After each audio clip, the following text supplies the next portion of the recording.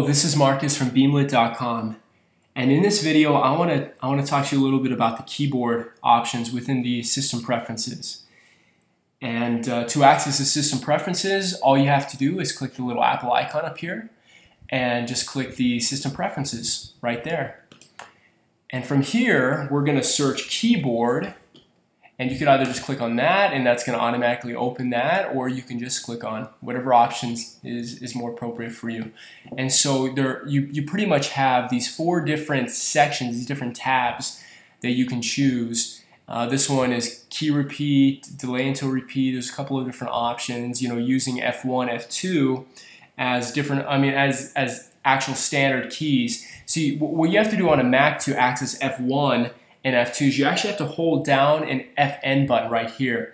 And the FN button is always at the very bottom left. I don't know if you've noticed that before, but you actually have to hold that down and you have to press the option like F1, F2 at the very top. Because right now, if I'm going to do F1, that's going to actually make my screen darker. It's going to make it, it's going to make it less bright.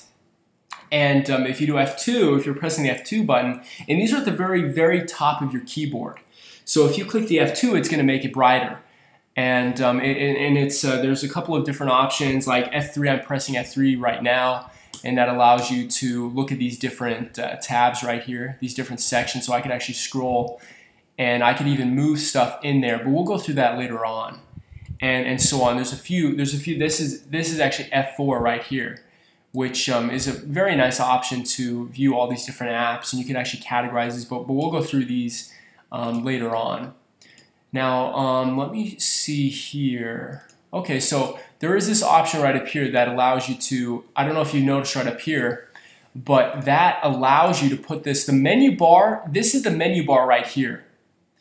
And if you notice right up here, that's gonna go away if I disable that. Do you see that? And how that little US, the reason why that's actually there is because of the input sources. But I want to show you a couple of options. There's the text tab. Well, we've gone through this. You can customize the setup Bluetooth keyboard, modifier keys, and so on. I don't want to get too too advanced within this.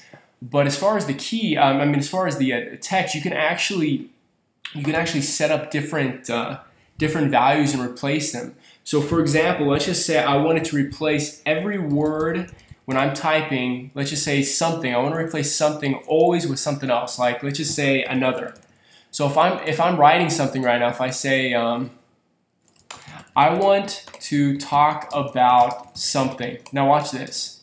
See how it automatically changes right there? Did you notice that? Let's try that again. I want to talk about something. It pretty much defines, like it suggests to use this word, another, whenever you type in something. So it could be very, very useful.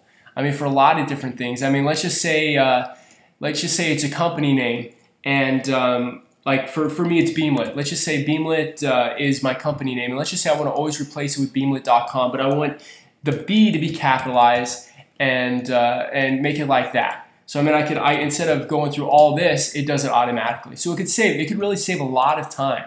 I hope that makes sense. So I would really advise you, if you have any professional names, even if you have your own name, like for me, let's just say I was a doctor or something, you get the picture. So you could, there's a lot of ways you can mess around with that. And there's different shortcuts. I don't want to go through this too much because these are just different shortcuts. Pretty much mean different. It's like different combinations on your keyboard that allow you to access different files or different settings within your different applications. So let's see if I can find like there's this option right here. What I just did, I was holding down the command and comma, and that is the default shortcut for all preferences. Like if I'm clicking on the desktop, that's what I'm doing right now. I'm clicking on this. If you notice up here, these actually change whenever you click on one of these. Like if I click on the text edit, that changes right up here. If I click on keyboard, that changes. If I click on desktop, that goes to the Finder, because the Finder is the default. It is like the default I guess, menu on the desktop. And so when I hold down Command and comma, it's opening up the Finder preferences.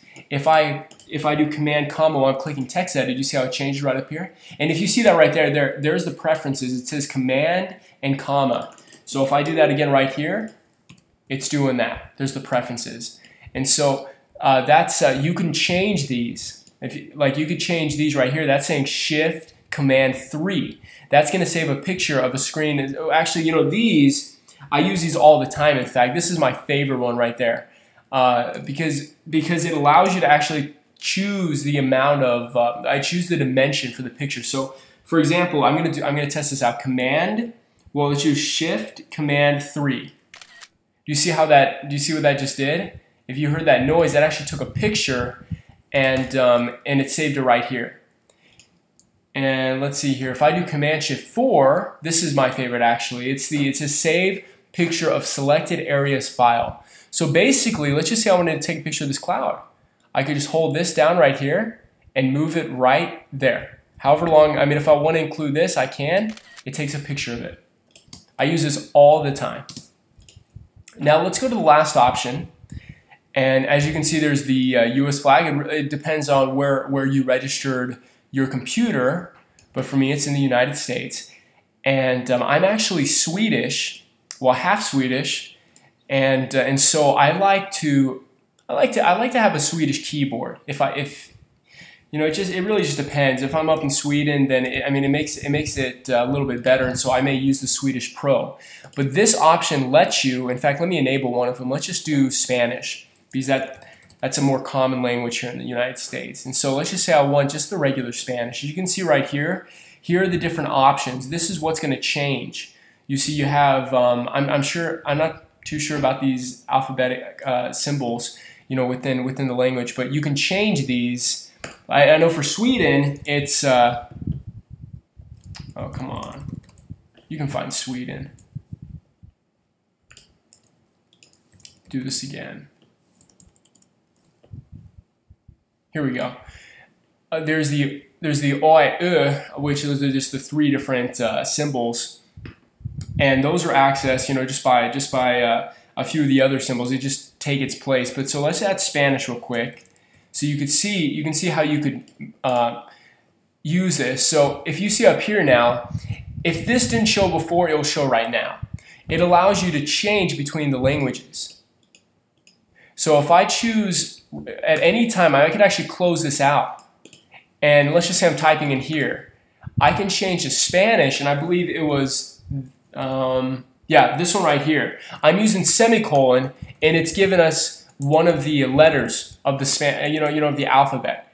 And so I have that option. I can't remember who the other one is, but it takes a little bit of time to learn, but you can easily switch back. If you're just writing something in a different language, you can easily do that. And so I'm going to go back to the system preferences, but I believe that we actually covered everything. So yeah, actually never mind. I'm going to close right now because I think that we've covered this. You could always remove these just by clicking on the mice, or you could change the preferences, I believe.